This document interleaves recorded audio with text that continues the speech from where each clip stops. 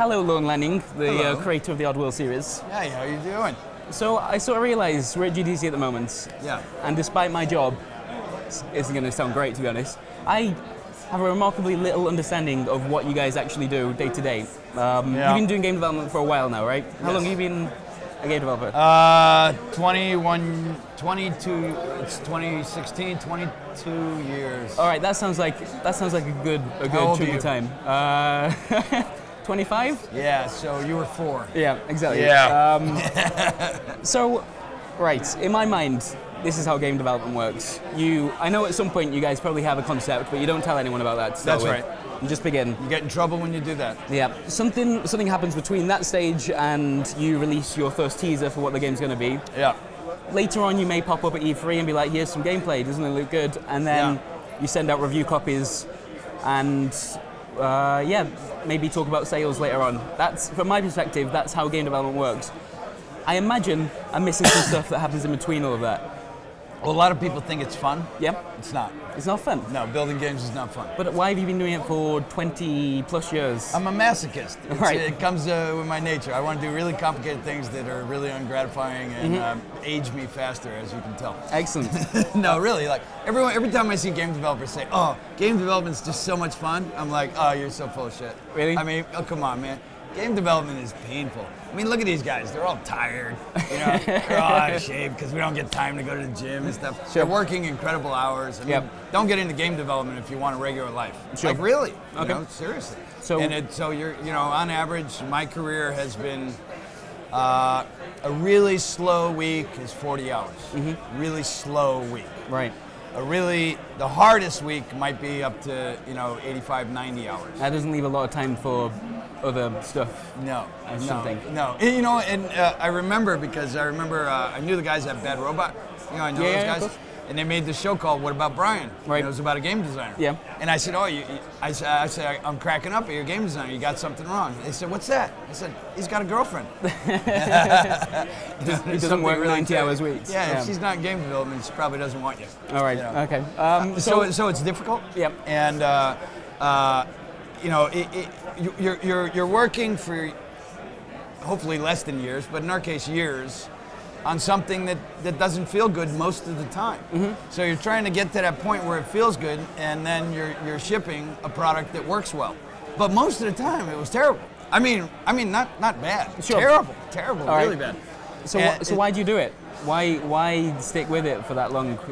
Is the payoff at the end? Is launching a game like the best feeling in the world or something? Like what? No, it's usually total panic, because what you've done is you've spent lots of money, right? And sometimes it's other people's money. Like fortunately now it's our money, so I don't have someone saying, "Are you going to lose my money?" And I used to, right? Yeah. Sometimes we did. So you're usually burnt out by the end of the project. You've done.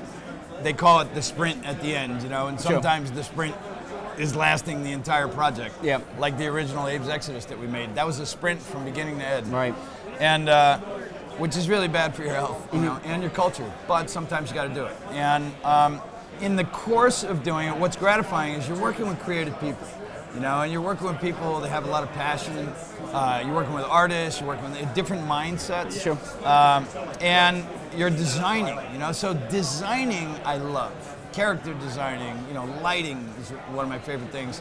Doing the visual effects, like. All that stuff, there's fun. I don't mean to be too down on the process. Sure. Yeah, no. Can I mention that I just saw you tweaking an image? I won't say what the image was, but as I arrived here, you were working on something. Yeah. And you're really into that. I can see, like you care. Yeah, we care about the details. I love what we make. Sure. I wish you could just think about it and hit a button and it came out. But it's kind of like growing food, You don't want to do the farming, but you want to eat the vegetables when they're grown, I hear you. And then on the backside, you usually, by the end of the project, you're usually terrified that people aren't going to like it. Sure. And every problem that's left in it, and you're insecure because you didn't have enough time to address and tune it to exactly what you want. And then you're listening to independent sources that aren't familiar with it. I mean, you need to, because you're so close to it. You might think, oh, this is really important and we must fix it, and no one else is even noticing Yeah, it. absolutely. And then you're like, no, that's fine, we don't need to fix it, and that's the thing everyone notices. So it's this kind of schizophrenic dance of, are we making the right decision? Sure. Right? One of the things I wanted to ask actually, as you talked about that kind of feedback after launch, one of the things that must have changed over like your 20+ year career is the fact that people can do that with such ease now. Like someone playing your game can reach out via Twitter or whatever it is and be like, hey Lorne, playing one of your games, it's pretty good, man, cheers. Yeah. Or they could be like, I just found this bug, why haven't you fixed it yet, you jerk. Like, that's probably a polite message for Twitter, actually. Or they say, why did you lie to us and claim that this game was coming and you never shipped it? I'll kill you. Sure, that's more like it. That's more like That's it. why I don't read most of the Twitter comments. I was like, oh man, I don't want to find that that's really good. Has that changed game development? Like that, the Absolutely. communication with the people that actually play your games? In a great way.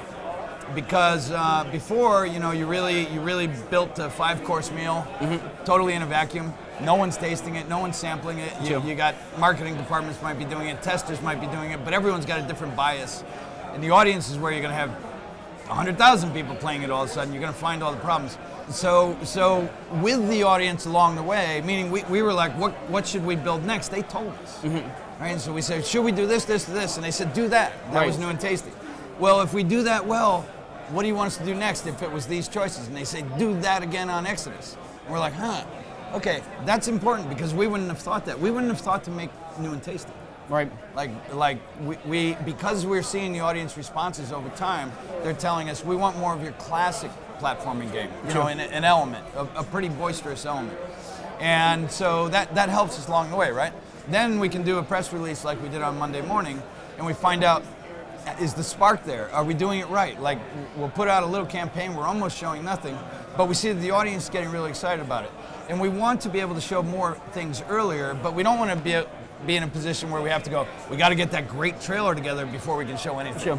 And so, you learn more from the audience faster, you get different feedback, you have to learn how to filter it. You know, some people are just going to be always negative, and some people are going to be always positive, so you got to find in between where you have the greatest realm of objectivity, and then be humble and learn from it. You know, so I think it's changed the game tremendously. And then if you add like Twitch and YouTube, you can actually watch people playing. Now, those games. what's happening? Those channels are more important for exposure on a game than airtime and commercials. Sure. Yeah. Right? Absolutely. Okay, so New and Tasty was almost 2 years ago now. It launched. Yeah. What are you guys up to at the moment? Like, I imagine you don't stop after that game hits. Obviously, you've announced your next project, and you're kind of showing little bits of it. But what's going on with you? It took us forever to get the rest of the SKUs out that we promised. You know, Wii U and PS Vita. Yep. And that's not smart. It's not good business. Right. But at least we came through with a promise to deliver great product to those platforms. Yep.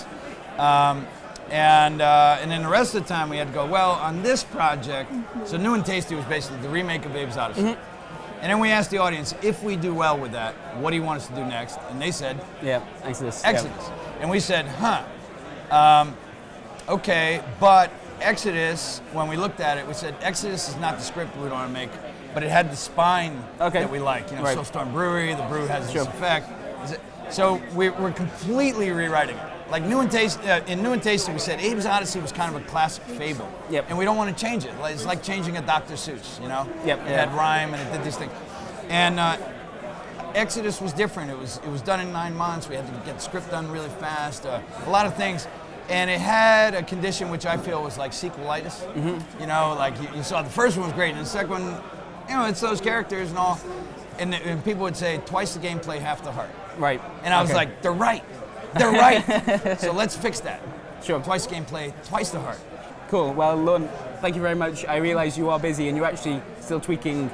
Yeah, so that's like classic, right? Like we're refining images. I found you in a hotel at GDC working on your game. Yeah. I think it's pretty cool. Yeah. And that's what game development is. If you found me at home in the bathroom, I'd be working on the game. Okay. And on the hot tub, I'd be working on the game via an iPad. You know, so maybe that's the answer to that first question then. What is game development like? It's just... It consumes your life. Pretty constant. It consumes your life. All right, man. Cool. Well, thank you very much. Hey, it's my pleasure. Thanks for having us on. Awesome. All right. Hi, I'm Ollie Welsh from Eurogamer, and I'm here at GDC with Sony's Shuhei Yoshida. Hi, I'm Shuhei Yoshida from Warner Studio Sony Computer Entertainment. So, Shu, I'll get to PlayStation VR in a second, but before we get to that, there's one other topic I want to talk to you about today. Yeah. This week, Microsoft announced that it would allow cross-network play on Xbox Live. Will Sony open up PlayStation Network to developers who want to do this?